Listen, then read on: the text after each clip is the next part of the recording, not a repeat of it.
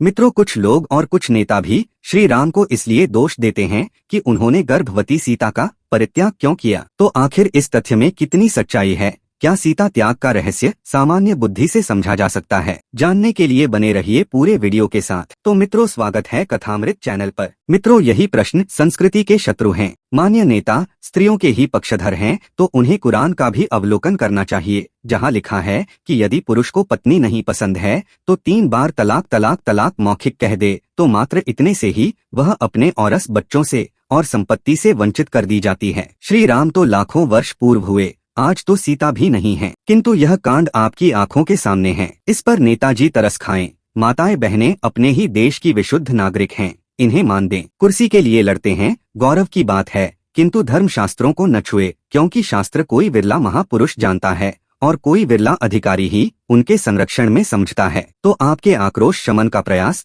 हम एक कथानक के माध्यम से करना चाहेंगे। जब रावण युद्ध भूमि में आहत होकर गिर पड़ा, तब राम ने लक्ष्मण से कहा कि यह महान राजनीतिज्ञ हैं, इनसे तुम राजनीति की शिक्षा ले लो। लक्ष्मण ने कहा कि यह कैसा राजनीतिज्ञ? राम ने समझाया कि नहीं लक्ष्मण, रावण बड़ा सूक्ष्म राजनीतिज्ञ है, ऐसा नीतिज्ञ आज तक हुआ ही नहीं, अतएव इनसे शिक्षा ग्रहण करो। लक्ष्मण रावण से शिक्षा लेना नहीं चाहते थे। उनकी दृष्टि में रावण आतताई था, उसने माता सीता का अपहरण किया था। फिर भी आदेश के अनुपालन में लक्ष्मण अनमने भाव से रावण के पास गए। उसके सिर की ओर खड़े होकर उन्होंने कहा कि राजनीतिज्ञ सम्राट, मैं राम का अनुज लक्ष्मण आपसे राजनीति की शिक्षा लेना चाहता हूँ। रावण ने आंखें ही नहीं खोली तो लक्ष्मण लौट आए। उन्होंने बताया कि भैया, उसके मुख में मक्खियाँ उड़ रही हैं, उसे होश ही नहीं है, तो राजनीति की शिक्षा क्या देगा? उसकी श्वास रुक रुक कर चल रही है, चेतना विलुप्त हो चुकी है। राम ने पूछा कि तुम खड़े कहाँ थे? लक्ष्मण ने कहा उसके सिर की ओर। श्री राम ने कहा कि शिक्षा गुरु के चरणों में बैठकर ली जाती है, तुम्हें उसके चरणों में प्रणिपात कर अभ्यर्थना करनी चाहिए। तो लक्ष्मण सादर चरणों में प्रणाम करके बोले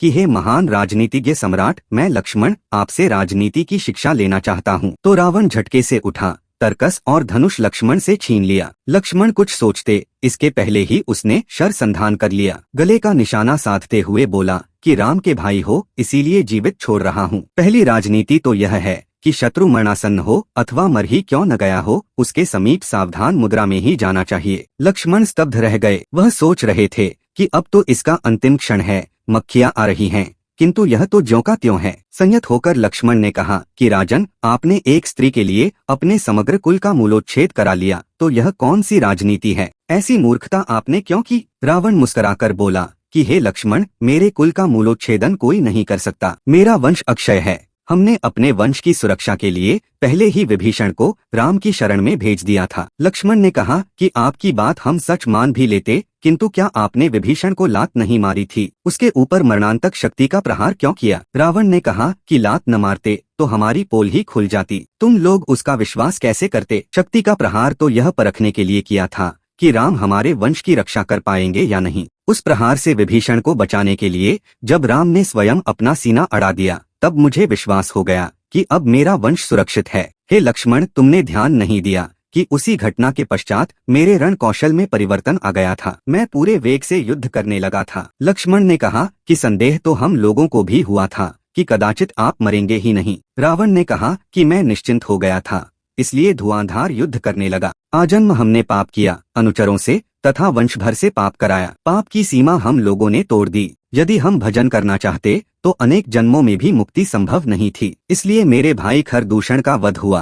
तभी मेरे मन में योजना बन गई कि कदाचित यह भगवान ही हैं, क्यों न सबको परम धाम का अधिकारी बना दूं। इसलिए मैंने सीता का हरण किया। इसलिए मैंने धमकियां दी कि तुम लोग युद्ध के लिए आओ, तो मैं अपने मंतव्य में सफल रहा। हे लक्ष्मण, जब तुम परम धाम में आओगे तो मैं अपने वंश समेत तुम्हें वहां मिलूंगा। राम तो अयोध्या की प्रजा को लेकर वहां बाद में पहुंचेंगे, हम सब पहले ही वहां विराजमान रहेंगे। रावण ने कहा, हे लक्ष्मण, हमने लोक में समृद्ध जीवन भोगा, दुनिया की छाती पर पाँव रखकर चला। अब मैं वहां जा रहा हूँ जहाँ तपस्वी मुनि लोग जाते हैं, जहाँ तुम लोग रहोगे, जहाँ श्री राम का धाम है। चकित लक्ष्मण ने लौटकर कहा कि भैया, उसने तो अपनी गोट लाल कर ली, उसने लड़ाई लड़ी ही नहीं। हम सोचते थे कि वह खल है, दुष्ट है, माता सीता को उसने चुराया है, किंतु उसने तो चोरी ही नहीं की। तो मित्रों, वह तो थी उसकी राजनीति, वह तो अपने वंश की सुरक्षा और मुक्ति में लगा था। तो राम ऐसे सूक्ष्म राजनीति के ज्ञाता थे। उनके जीवन काल में महर्षि विश्वामित्र ने अस्त्र शस्त्रों का न केवल संचालन सिखाया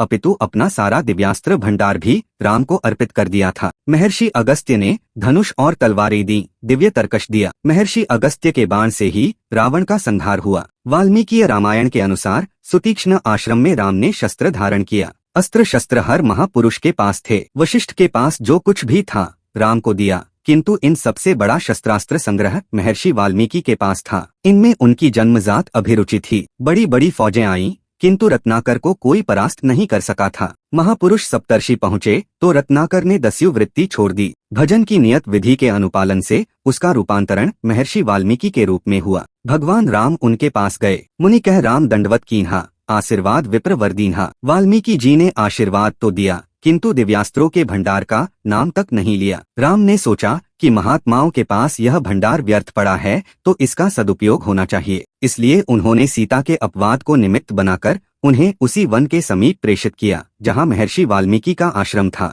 राम का यह कृत्य महर्षि को अच्छा नहीं लगा। जिस सीता ने हिरण्यमयी लंका को तुच्छ समझा, अग्नि परीक्षिता उसी दिव्य सीता को राम ने मात्र लोकापवाद के भय से वनवास दे दिया, तो यह अन्याय महर्षि के लिए असह्य था। महर्षि ने साध्वी सीता को संरक्षण दिया। फिर सीता ने लव और कुश नामक 2 पुत्रों को जन्म दिया। महर्षि ने उनके माध्यम से राम को सबक सिखाने का निश्चय करके उन्हें दिव्यास्त्रों का संचालन सिखाया। माँ के लाड़ प्यार में और महर्षि के कुशल निर्देशन में पल्लवित बच्चे 10-11 वर्षों में ही युद्ध कला में निष्णात हो गए। उन बच्चों ने 12वें वर्ष में राम के अश्वमेध का वह घोड़ा पकड़ लिया जो उनके क्षेत्र से होकर गुजर रहा था। अश्व की सुरक्षा में नियुक्त शत्रुघ्न और उनकी सेना धराशायी हो गई। लक्ष्मण का सारा युद्ध कौशल उन बालकों के समक्ष धरा रह गया। अतुलित बलशाली हनुमान की अप्रतिहत गति को सिंह के एक बाण से निरुद्ध करने वाले भरत बालकों से पराभूत हो गए। रावण की अजय लंका का विध्वंस करने वाली अयोध्या की चतुरंगिनी सेना सुधा वृष्टि द्वारा पुनर्जीवित वानरी सेना भी पराजित हो गई। हनुमान जी विवश हो गए। सुग्रीव विभीषण सभी मूर्छित हो गए। स्वयं राम को आना पड़ा। महर्षि को हस्तक्षेप करना पड़ा। उपालंभ देते हुए सस्मित उन्होंने राम को समझाया कि माना कि राजहठ महान होता है, किंतु जब बाल हठ टकराए तो राजहठ को पीछे हट जाना चाहिए। महर्षि से राम का परिचय पाकर बच्चों ने राम से प्रश्न किया कि आपने सती साध्वी जगत जननी अग्नि परीक्षा में उत्तीर्ण देवी सीता को वनवास क्यों दिया। राम ने बताया कि बच्चों, वह राजनीति थी। मित्रों, गोपनीयता राजनीति का सर्वस्व है। सीता का परित्याग राम की राजनीति थी। राम इतने बड़े क्षत्रिय सम्राट थे तो वे वाल्मीकि जी से अस्त्र शस्त्र की याचना तो कर नहीं सकते थे, तो उन्होंने एक युक्ति से वाल्मीकि से वह सब ले लिया। सीता को उन्होंने वनवास का दंड नहीं दिया, बल्कि बच्चों की शिक्षा दीक्षा के लिए भरपूर अवसर प्रदान किया। बच्चों के रखरखाव के लिए माँ से बढ़कर कौन हो सकता है। राम इस नीति के ज्ञाता थे। नीत प्रीति परमारथ स्वार्थ को न राम सम जान यथारथ। उन्होंने सीता का त्याग नहीं किया, बल्कि सर्वोत्कृष्ट दिव्यास्त्रों की प्राप्ति के लिए और बच्चों की शिक्षा के लिए एक व्यवस्था दिया। वस्तुतः सीता कोई नारी नहीं थी। गर्भवती सीता का श्री राम ने परित्याग किया,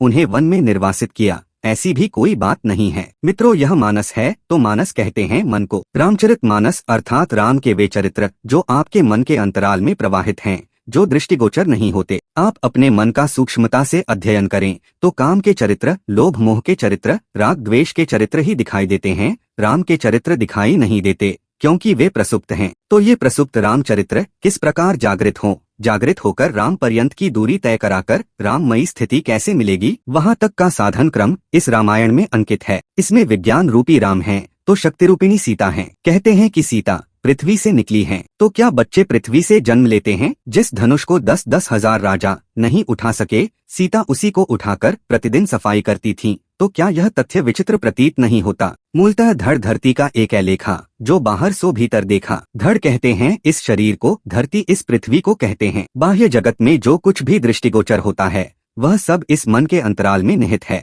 मित्रों, मानस के अनुसार भोजन, वस्त्र, धन धान्य, मर्यादा, प्रतिष्ठा इत्यादि जिस प्रकार एक मणि में विद्यमान है, ठीक इसी प्रकार इस मन के अंतराल में स्वर्ग, नरक, चर अचर, परम धाम सहित संपूर्ण लोक विद्यमान हैं। जब जिसका समय आता है वैसा ही आकार रूप में घटित होता रहता है। शरीर रूपी पृथ्वी में शक्ति प्रसुप्त है, तो योग रूपी जनकपुर चित्त चढ़ रूपी चाप, यानी चित्त की चंचलता ही चाप है। योग का अभ्यास करते करते चित्त के चांचल्य का क्रम जब टूटा तो ध्यान की स्थिति बन जाती है, यानी ध्यान ही धनुष है। ध्यान की स्थिति बनते ही शक्ति स्वरूपा सीता उस भक्त के हृदय में प्रसारित हो जाती हैं। जब शक्ति आ गई तो जागृति रूपी जयमाला, मोह निशा सब सोवन हारा, तो सब सोए ही तो हैं। जीव जागृत तब होता है जब जानिए तबई जीव जग जागा, जब सब विषय विलास बिरागा, जब समस्त विषयों से वैराग्य हो जाए। लौकिक यज्ञों की परंपरा से हटकर गोस्वामी जी द्वारा सृजित एक अद्भुत यज्ञ यानी धनुष यज्ञ इसी जागरण का नव संदेश है। अगणित राजाओं ने अपने अपने बाहुबल का प्रदर्शन किया, किंतु उसे तिलमात्र भी हटा नहीं सके। 10-10 हजार राजाओं ने उस धनुष को एक साथ पकड़ा,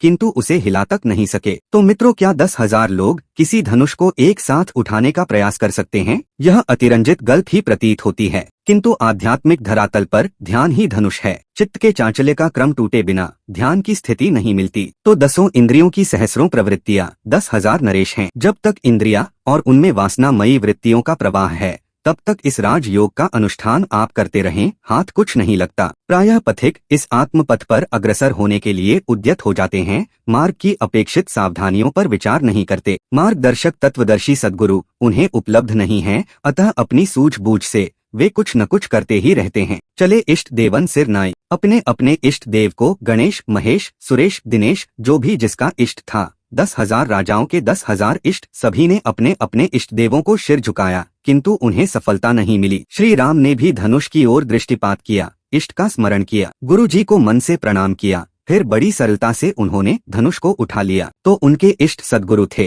क्योंकि आरंभिक अवस्था में गुरु के मूर्त स्वरूप को प्रणाम किया जाता है, उनकी आज्ञा का पालन किया जाता है। दूसरा सोपान इससे सूक्ष्म है, इसमें मन से गुरुदेव का स्वरूप पकड़कर अपने हृदय में ही उनका अभिनंदन करते हैं, तो तत्क्षण ध्यान की स्थिति बन जाती है। यही विधि है, यही यज्ञ है। यज्ञानाम जप यज्ञोस्मि, यानी यह जप यज्ञ यज्ञों में सर्वोपरि है। जब ध्यान की स्थिति बढ़ जाती है तो शक्तिरूपी सीता प्राप्त हो जाती है। तो इस अध्यात्म जगत में मोह रूपी रावण है, तो मोह सकल व्याधिन कर मूला, यानी मोह सारी व्याधियों का मूल है, तथा इसी से सभी शूलों की सृष्टि होती रहती है। यही सम्राट है आसुरी प्रवृत्तियों का। जब तक मोहमयी प्रवृत्तियां जीवित हैं, तो यह शक्तिरूपी सीता योगाग्नि में प्रसुप्त रहती है। पंचवटी में भगवान राम ने जानकी जी से कहा, सुनहु प्रिया व्रत रुचिर सुशीला, मैं कछु करब ललित नर लीला, तुम पावक मह करो निवासा, जो लग करो निसाचर नासा। हे प्रिय, अब मैं कुछ ललित प्रियदर्शिनी लीला करने जा रहा हूँ। तो वह ललित लीला क्या थी? यानी निशाचरों का संहार, जिसमें रक्त की नदियां बह चली,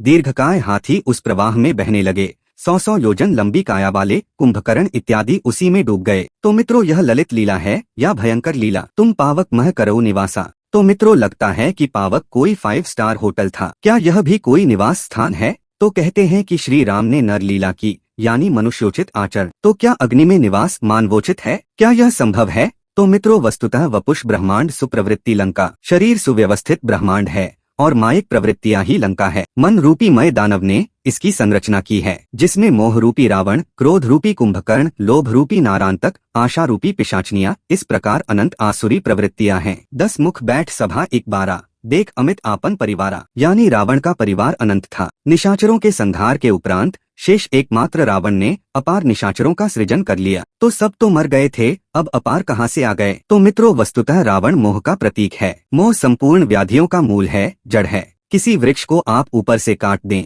अगर मूल विद्यमान है तो आप कुछ ही अंतराल में पाएंगे कि वह वृक्ष शाखा प्रशाखा, फल फूल सब ज्यों के त्यों हैं। यदि मूल विद्यमान है तो उसके अंतराल में समस्त आसुरी संपद समाहित हैं। इसलिए रावण दुर्ग से अपार सेना लेकर चला, किंतु जब वह मरा तो रहा न कुल को रोवनहारा, आंसू बहाने वाला या जलदाता भी कोई नहीं बचा। मोह के सह अस्तित्व मिटते ही सीता अग्नि से प्रकट हो गईं। मोह के मिटते ही परमात्मा से मिलन का नाम योग है। संसार के संयोग वियोग से रहित आत्यंतिक सुख परम तत्व परमात्मा के मिलन का नाम योग है। यह योगाग्नि एक ऐसी अग्नि है जो विकारों को, शुभाशुभ को सदा सदा के लिए शांत कर देती है। इस योगाग्नि में अवगाहन करके सीता प्रकट हो गईं। अग्नि ने सीता का हाथ पकड़कर कहा कि हे राम, यह आदिशक्ति, चिन्मय अविनाशिनी शक्ति सीता सदा निर्लेप, निर्दोष तथा तुमसे अभिन्न और तुम्हारा ही प्रतिबिंब है, इसे स्वीकार करो। मित्रों, वास्तव में जब योग में पूर्णता की अवस्था आ जाती है तो मोह के मिटते ही आदि चिन्मय आह्लादिनी शक्ति के रूप में आत्मा परिवर्तित हो जाती है। सर्वत्र राममयी स्थिति प्रसारित हो जाती है।